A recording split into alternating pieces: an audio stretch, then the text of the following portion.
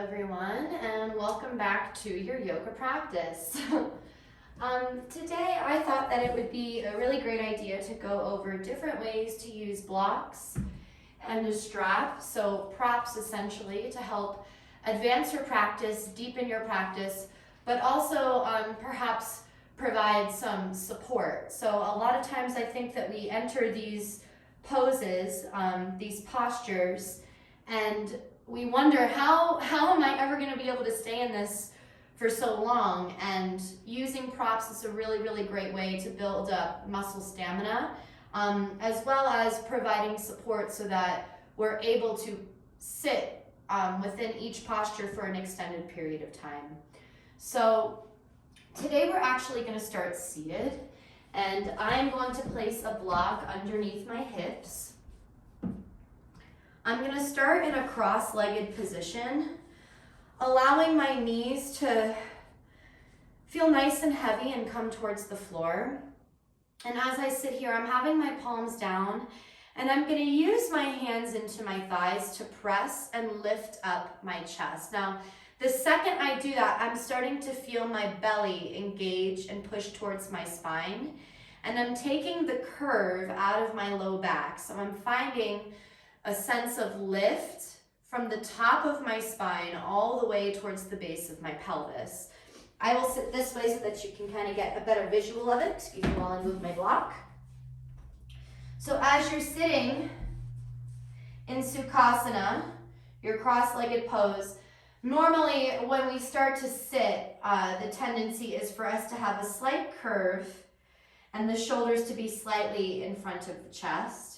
So what I'm thinking about doing is pressing my hands into my thighs, encouraging my shoulders to open and slip back, my chest to come forward, and my spine to have a slight tilt. So I'm now actually thinking about my tailbone curving towards my block and picking my belly button up towards my chest. In doing so, I'm taking away this low back curve that either comes with extension or flexion, and I'm trying to find as straight as I can my spine. So thinking about your vertebra stacking one on top of the other and using this block underneath you to find some lift. So if you actually think about squeezing your glutes together, you might be able to see the slight rise in the pelvis. If you squeeze the glutes, it encourages you to lift up even more. It encourages the belly button to contract to the spine. And as you release, you start to feel the hips release a little bit. You start to feel a bit more compression in the low back. So trying that a few times, using the glutes to squeeze and lift, and using that block as some extra support. It's a little bit easier to find this when you're sitting on a block versus if you're just sitting on your mat. See if you can maintain that sense of lift, keeping the chest and the shoulders erect, and allow the glutes to release, but see if you can maintain that length in the spine, placing one hand to the heart and one hand to the belly. And just notice the sensations coming up. Assess where your weight is. Are you shifted forward? Are you shifted back? Notice that as you shift forward and back, you start to feel the back body versus the front body engaged to keep you stable. Release the hands, palms face up to the ceiling, and take a deep inhale through the nose. Exhale, let it go through the mouth. And try that one more time. Exhale, let it go. And then placing the hands to the floor, releasing the block from underneath you. This time we're going to come into a child's pose. So allowing the spine to find a nice stretch. And I'm going to take the block underneath my forehead. So I think a lot of people think that when they're coming into Balasana, into child's pose, that the head has to immediately make contact with the floor. And if there's not a lot of flexibility in the hips, the chest, the knees, that's just not going to happen. So by using a block, we bring the floor closer to us, and it allows our spine to maintain this sense of length without sacrificing anything else. So as you take an inhale here, notice that you can slightly tilt the head forward, but see if you can sit the hips back at the same time. So again, encouraging length through the spine. You can slide the block back if you need a little bit more. Take another breath here. And then exhale. One more time. Exhale, release. Using the hands to come up, take the block to the side. Go ahead and sit over to one side and place the feet in front of you. Now, we're going to come into staff pose. And I like to use either a strap or a block. A lot of people think that when we're trying to get this big hamstring, a lot of people think that this is really for the hamstrings. In fact, it's really about trying to find length through the back body as well as through the hamstrings. So don't confuse this idea that your legs have to be completely straight in order for you to stretch out your hamstrings. Your knees can be bent, and all it takes is lifting the chest a bit more, trying to think about the pelvis scooting back, and you should feel those hamstrings open up. Eventually, we want to have the knees to be as straight as possible.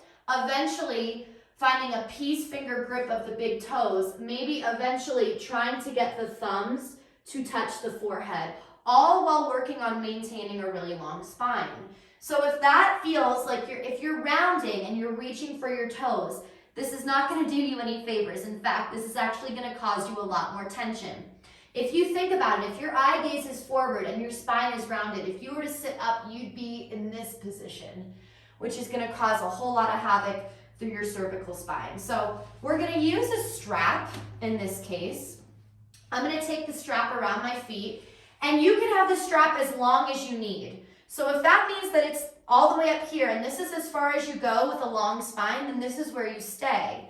And eventually, as you start to feel those muscles open up, using the breath, as you exhale, you start to bring the chest closer and closer to the feet. Now move slow. The tendency here is to go all in at once, and that is really just gonna invite the muscles to scream at you, tighten, and make it a lot more difficult to deepen into this posture. So start with a very small sense of depth. Use the strap, pull the elbows towards the chest, lift it forward, try to take the chin up, and then just slightly lean forward. The second you start to feel a stretch, that's where you stop and that's where you breathe. You will know when to go deeper. Using the breath, maybe tightening the grip, shortening the length of the strap, and using the breath as you exhale, send the chest farther forward, but keep thinking about pulling the hips back. So there's a difference between sending the chest forward and keeping the hips where they are versus pulling the hips backwards. I'm trying to think about my tailbone facing towards the back of my mat. Eventually, maybe you find the shortest grip possible on the strap and try to get the elbows to frame the knees, keeping that spine nice and long. Be mindful that your eye gaze is not up or towards your knees. You really want it to be towards the top of the mat, maintaining a nice length through the back of the spine. So that's a good way to use a strap here.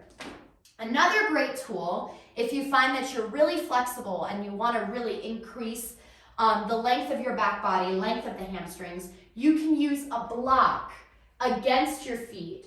Sometimes people like to do it at the base of your heels. I find that if I do that, my toes are able to come forward and I don't have as much length in my hamstrings. So what I've been doing lately is trying to actually take the block to the balls of my feet. That allows me to pull my toes towards my chest and pull my chest forward. Eventually, maybe we have the entire length of the block. You might have to bring your feet together. Oh, this is tough. And we're trying to find as much length as possible through the back body. Eye gaze is at the toes. Be mindful that you want to keep those toes coming towards you. It is going to increase the stretch in your hamstring, but it's good for you. It's like eating your vegetables. We kind of just got to do it. All right, so another really great way to use a strap is with the shoulders. So I'm gonna stand up. I like to take the strap behind me. Now, when you're going for a shoulder stretch, you want the palms to be facing forward. So be mindful that your shoulders are not inwardly rotated. Think about your palms facing forward. think biceps rotating out. Now, you'll have a wide leg stance. I want you to think about pulling the shoulders down the spine first. So be careful that we don't just lift the arms up. The action of pulling the shoulders down is immediately going to rotate our arms open and open up our chest. Bend the knees a lot. Keep the arms lifted. When you feel like they can't go any further, that is when you start to lean forward. Keep the chin coming towards the chest as you descend and try to get the arms up and over. As you feel like you're stretching enough, you can shorten the grip on the strap, and this is going to really increase the mobility of the shoulders and open up the chest. Now, be mindful. I see this a lot. Usually, people like to stare directly at the ground, but did you notice that as I take my head up, my arms actually come with me? So in order to get a deeper stretch through the shoulders, take your chin to your chest and actually allow the eye gaze to look up towards the pubis bone. That's going to encourage the shoulders to come forward. That's going to encourage the chest to open up. In order to come out of this, you are pulling the arms back down, squeezing the shoulder blades together. With a nice flat back, you're releasing all the way up. You can always shorten the grip and shorten the stance of the strap behind you. That's a really, really good one for the shoulders. Let's talk about using the strap in order to stretch our quadricep. This is one of my favorites, actually. So I'm going to start in a low lunge. So this is your low crescent. And a really, really great way to find a stretch with the strap is you're gonna go ahead and take it behind your back foot. So you might have to lift that foot up. You'll circle it around the ankle. Excuse me. And you essentially want your shoulder to be able to be open and rotated. Now, I am going to use the strap, grab it behind me, and try to lift that heel towards my glute. The entire time, I am maintaining my chest lifted. By doing that, I'm increasing the length of my back quadricep and using this strap to keep pulling my heel forward but sending my hips down. That is immediately going to open up the psoas. I'll take it on the other side so that you can see. I actually think it's a lot easier to do this to set yourself up before you get into your lunge. So have the strap already around your ankle. You can just use one hand. Go ahead and take this opposite leg forward. Be mindful, you want to try to maintain a 90-degree angle. So the knee is going to stay over the ankle. Be mindful it doesn't come too far forward. So you can always walk that foot forward. I'm using the strap to pull the heel towards my glute, having my opposite arm reaching back so that my shoulders remain open. Now, if you flex the foot, you will feel this more in the quadricep. So decide what you need. Now, as the hip comes down, we are going to keep pulling the heel closer to us. So the hip is coming forward, the back heel is coming up. This is increasing the stretch in your psoas. It's a good one. Try to keep your chest moving up. Notice that the second you lift your eye gaze, you're already going to feel this in the psoas. So everything in the body is connected. If you're not feeling something enough, chances are just moving the eye gaze in a specific direction is going to deepen that for you. Another great way to use the strap. We love a prop. Let's talk about restorative ways to use our blocks, which is personally my favorite. And I'll bring my strap with me too.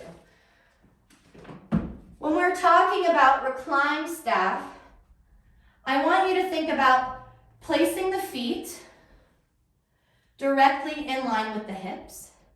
You're going to press into the feet, lift the hips up, slide a block underneath your pelvis, and then just allow yourself to lay. Palms face up. Oh, I could be here forever. This is taking pressure off of the low back. It is encouraging length through the spine. Your weight is starting to shift into your shoulders. We call this supported bridge because we have a block underneath us so that our legs don't have to do the work. They can relax. If you want to take this into legs up the wall with support, hold onto your block, take one knee into your chest. That should feel so good immediately. Then the other knee into the chest. You can really just stay here. I recommend this pose for anybody who has tension in their low back. I do this every day. And then we take our legs up the wall. It feels amazing. You are taking weight out of the legs. It's all coming towards the shoulders. The blood is rushing back to the heart. So this is restoring circulation. And when you come out of this, you will feel more energized and there will be a sense of calm and clarity. Allow the palms to face up. You can even slightly draw some circles with the ankles on the ceiling. It should give you a nice little massage in that low back. And just notice that even the slightest movements of the feet completely change the sensations of the low body and the upper body. Maybe flex and point the toes. Notice what that does. I think all of these restorative postures are not only great for giving us a sense of relief and providing a sense of comfort, but they also remind us that even just the slightest movements of the body, just the smallest movements, can have such a big impact on the way that we feel. So when we really think about the amount that we do daily, what the body is capable of, we can have a deeper respect, a deeper understanding for all of these very minute things that we might take for granted. Bend at the knees when you're ready to come out of it. Place the feet flat on the floor. Maybe allow the knees to rock from side to side. It'll give you a nice little pressure in the glutes, give you a little massage. And then when you're ready, you can lift up through the hips and let them come down. I love to windshield wiper my legs in this position. We're taking it on a very restorative path today, but sometimes that's just what we need. So just a reminder that your yoga practice does not always have to be something that induces sweat and tension. This can be something that you come to for relief, something that requires little to no work at all, but just using props to help us tap into a space of calm. Let's do one more. I'm actually going to take my blocks in a T shape. Now, this one's a little interesting to kind of find your sweet spot. I like to bring this center block, and it's faced long ways. Remember that you have multiple sizes. Facing long ways, you're going to place it at the base of your spine.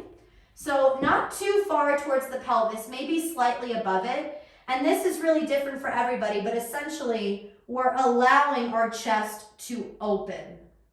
And then this other block can come and rest on the base of the head. Oop, you gotta find it, where it is. Is that where it is? What am I doing? You'll find that comfortable spot. Take some adjusting. It's hard. I don't have eyes in the back of my head yet. Extend one leg and then the other. And this is supported fish. So really, as you breathe, allow the ribs to crack open. We're trying to encourage the chest to open. You can allow your head to kind of rock from side to side. And notice that maybe even using the hips to rock side to side, this should feel so good. And you can stay here for a really long time, allowing the back body to really relax over the blocks. Using your breath as you inhale, feel the chest press into the blocks. As you exhale, see if you can feel the shoulder blades surround the block. If you want a little more, you can actually take this block away and let the head fall back. I like to have the crown of my head reaching towards the floor. So if you have a bun on, be mindful that your chin might come to your chest. Allow the throat to open. We're encouraging openness through the front body. Deep inhale. Exhale. One more time. Exhale.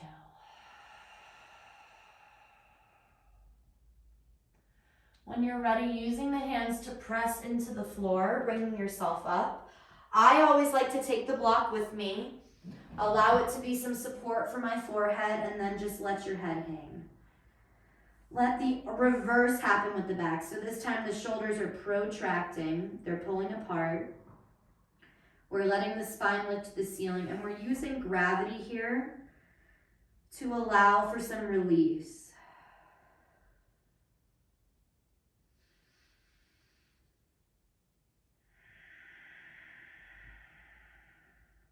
And rounding up through the spine. So just a few ways that you can use those props to help deepen your practice.